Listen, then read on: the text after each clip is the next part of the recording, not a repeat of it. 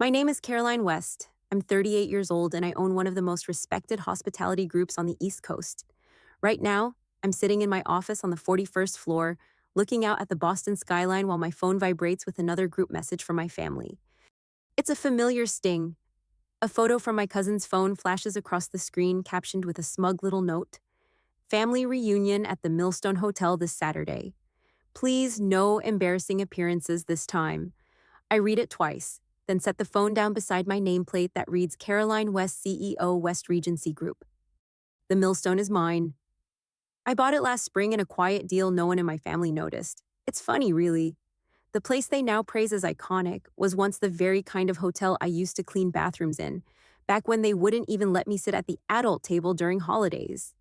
I dropped out of Harvard Med at 24. No dramatic breakdown, no scandal.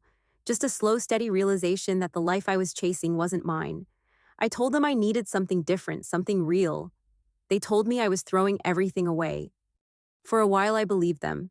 I took a job cleaning rooms at a budget motel mostly to survive. I scrubbed toilets during the day and cried into vending machine coffee at night. My father told me I was wasting my degree. My aunt said I'd end up folding sheets for the rest of my life. Now, I sit in a leather chair that cost more than my first year's salary. I signed deals with investors who wouldn't blink at a $50 million renovation. But somehow in their eyes, I'm still the girl who gave up medicine to wear a name tag and carry cleaning spray. I open the group message again. Another text scrolls through, this one from my uncle. Please remember this is a high-class event, no uniforms. I smile not because it's funny, but because it's so painfully predictable. They still don't know. Not one of them has realized whose name is on the deed. The irony settles over me like a warm coat. I haven't spoken at a reunion in over 10 years. Last time I tried, I was cut off midway through a sentence and told to clear plates with the kitchen staff. This time, I won't speak either, not until they're already standing inside the ballroom I designed beneath the chandelier I chose. I lean back in my chair and glance at the framed photo on the wall. It's me in front of our flagship property in Manhattan, ribbon scissors in one hand, smile sharp enough to slice glass. I remember the moment well. No one from the West family came. Success didn't make them proud of me. It just made me harder to ignore. So I learned to stop trying. I stopped explaining myself, stopped apologizing for not fitting into their glossy idea of legacy. They think this weekend is about another milestone, another celebration of what they've built. But for me, it's a reckoning. It's the moment I stop hiding in plain sight. The moment they see, not hear, who I really became. And I won't need a microphone to do it. I was 24 the day I walked out of Harvard Medical School. It wasn't a meltdown or a rebellion. It was more like a quiet resignation, the kind that builds slowly inside your chest until staying feels heavier than leaving. The truth is, I'd been unraveling for months. Long nights at the lab, cold conversations with professors, a gnawing emptiness that no amount of textbooks could fill. My mother had passed away the previous year, and suddenly the path I had been so sure of felt like someone else's dream. When I told my father, he looked at me like I'd just set fire to our last name. His voice stayed low, but his words hit hard. If you walk away from medicine, you walk away from this family. My aunts and uncles took turns weighing in like I was a courtroom case. Wasted potential, disgrace to the West legacy.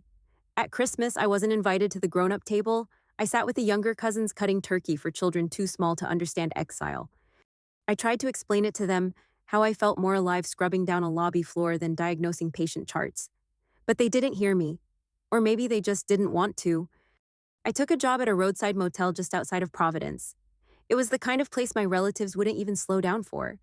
My first week, I cleaned 34 rooms in one shift. My arms ached, my back cracked, and I had never slept better. I didn't tell them right away. For a while, I hoped maybe time would soften things. But then came that summer barbecue at Uncle Henry's house. Cousin Michael had just finished his residency and made sure to bring it up every 10 minutes. At one point, someone asked how I was doing. Before I could answer, Michael grinned and said loud enough for the whole yard to hear, "She went from scrubs to scrubbing." The laughter came quick, sharp. No one said a word in my defense. Except Emily, my younger sister. She was 16 then, barely holding her own in a family full of lawyers and surgeons. But she squeezed my hand under the table and refused to laugh. After everyone went to bed that night, she found me sitting on the porch steps. "You're not crazy," she whispered. "You're just braver than they are." Emily never stopped calling. Through every 4 a.m. shift, every cheap apartment, every time I thought maybe they were right, she stayed. When I opened my first cleaning business, she helped build the website and made me a logo on her old iPad. The rest of the family acted like I'd vanished. No calls, no texts. At reunions, they asked Emily about her life and ignored mine completely. My grandmother once introduced me to a friend as our artistic one. I wasn't even mad, I just nodded. The worst part wasn't the insults. It was the silence. The way they talked over me like I'd forfeited the right to exist. Like success only counted if it came with a white coat or a courtroom. I used to dream about showing them I made it. Not for revenge, just so they'd see I was worth something. But those dreams started to fade the more I built my own world. I learned to keep my head down and my spirit up. I stopped trying to explain why hotels made more sense to me than hospitals. I found peace in small wins, a guest thanking me for spotless sheets, a manager trusting me with the night shift. And all through it, Emily kept reminding me of who I was. She sent me affirmations scribbled on napkins. She called every birthday even when no one else remembered. She made me feel seen. When people talk about family, they don't usually mean the kind that edits you out of photos or forgets to mention you in holiday newsletters. But that was mine, at least until Emily grew up and became the only thread that tied me back. So when the reunion message came in this year, all I felt was a strange calm, the same names, the same assumptions. But this time, they'd be stepping into my building sipping champagne under my roof, and they wouldn't even know it. Not yet. My first uniform was a borrowed shirt 2 sizes too big. I tucked it in, pinned the sides, and stepped into the motel lobby like it was a boardroom. No one knew I had come from Harvard. No one would have cared. The job was simple. Clean the rooms, reset the beds, smile at guests who barely looked up from their phones. The pay was awful, the hours worse, but there was something honest about it. The dirt didn't lie. The work showed. I kept my textbooks hidden under the bed. Not medical books anymore, but management guides, hotel operations manuals, anything I could afford secondhand. I studied revenue models between laundry cycles and learned front desk protocol during my 10-minute breaks. There were nights I'd fall asleep in the supply closet. Other times I'd cry into clean towels, whispering that I couldn't do this forever. But every morning I got up and tied that apron again. After 2 years, I could check in a guest while folding sheets, mediate a complaint without blinking, and keep inventory like a machine. I knew every plumbing trick, every shortcut to make a room sparkle in under 15 minutes. People started noticing. A general manager took me aside one day and said I had a knack for operations. He didn't offer me a raise, but he did give me something better, a real recommendation. I used it to apply for a tiny SBA loan. I was terrified. I had no collateral, no family support, just a 6-page plan and a dream that refused to leave. The banker raised an eyebrow but approved it. That's how I bought the Harbor Inn, a 17-room motel with stained carpets, cracked windows, and the smell of wet drywall. It sat along a forgotten stretch of highway in Rhode Island, but to me, it looked like a castle. I painted every wall myself, scrubbed every tile. I learned how to run payroll, fix HVAC systems, and negotiate with vendors who called me sweetheart until I corrected them. I slept in room 9 for the first 8 months to save money. There were weeks I didn't see another human outside of guests. Sometimes I'd go whole days without speaking. The loneliness got loud, but the silence kept me focused. After a year, we hit break even. By year 2, we had a waiting list. Travel bloggers started noticing the hidden gem on Route 27. One of them called it the warmest welcome on the East Coast. I cried when I read that. I hired my first staff member, a single mom named Julia, who had just left an abusive relationship. I trained her the way I wished someone had trained me, with patience, with trust. Success didn't arrive like lightning. It came slowly in the form of full bookings, happy guests, and online reviews that mentioned my name. And for the first time, I started to believe I could build something real. The Harbor Inn wasn't perfect, but it was mine.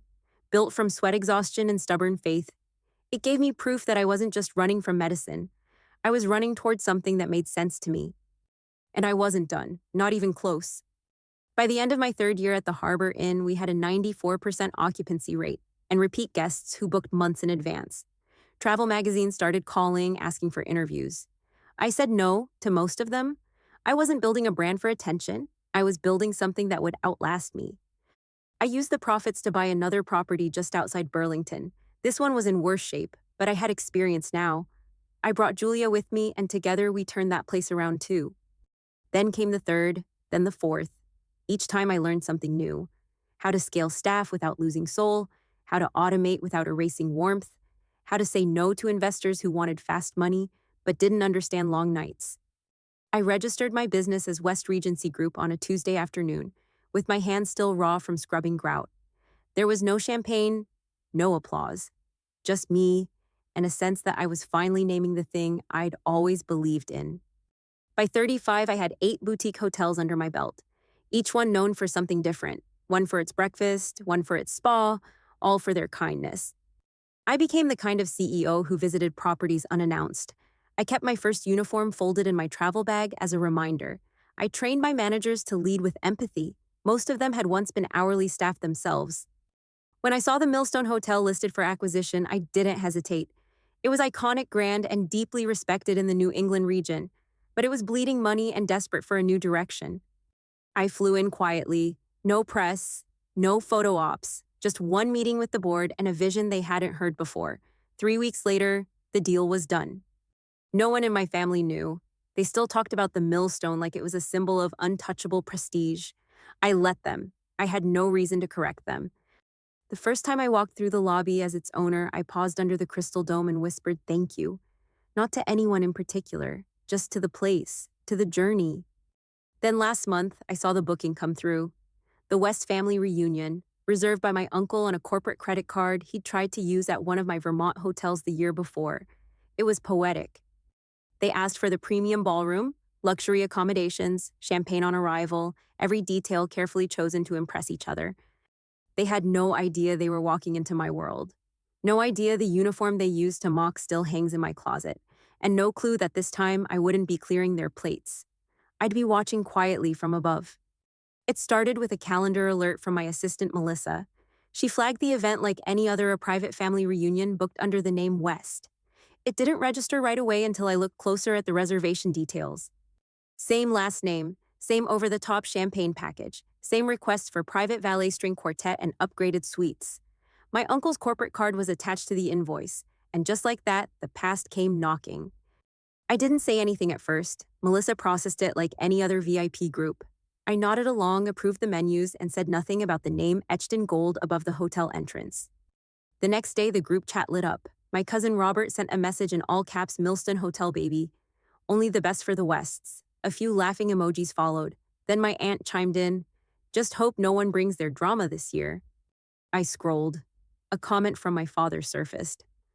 Let's pray Carolyn has the decency to sit this one out.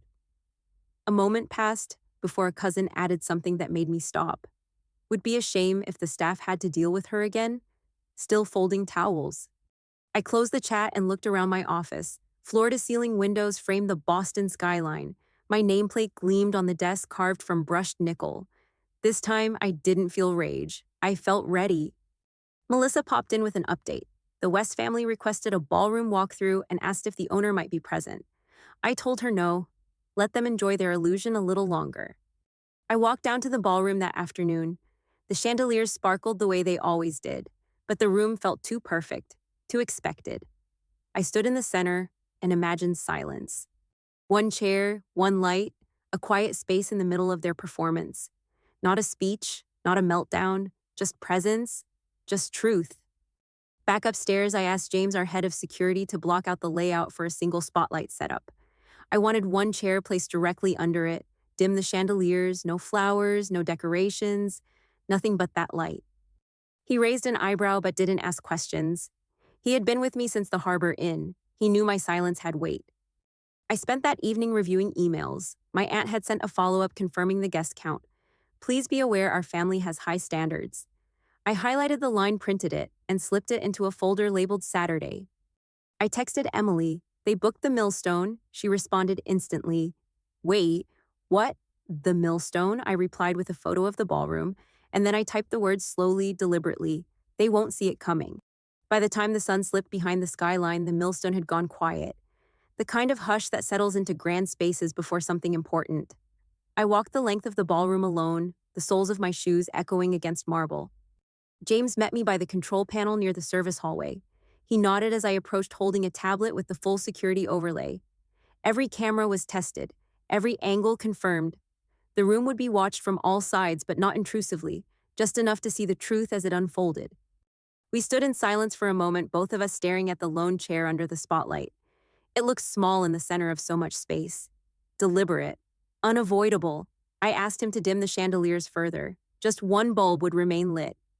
Outside staff moved quietly through the halls. Most of them had heard what was coming, even if I hadn't explained it. They recognized the names. Some of them had been spoken down to at past events. I didn't ask for volunteers, but 3 offered to work overtime, without pay. That said more than anything else. I made my final rounds through the kitchen, the front desk, and the service elevator. Everything was in place. Champagne chilled, tables cleared, no florals, no music, just air and space and memory. In my office, I opened the closet and pulled out the old uniform. It was neatly folded, navy cotton with my first name stitched at the chest.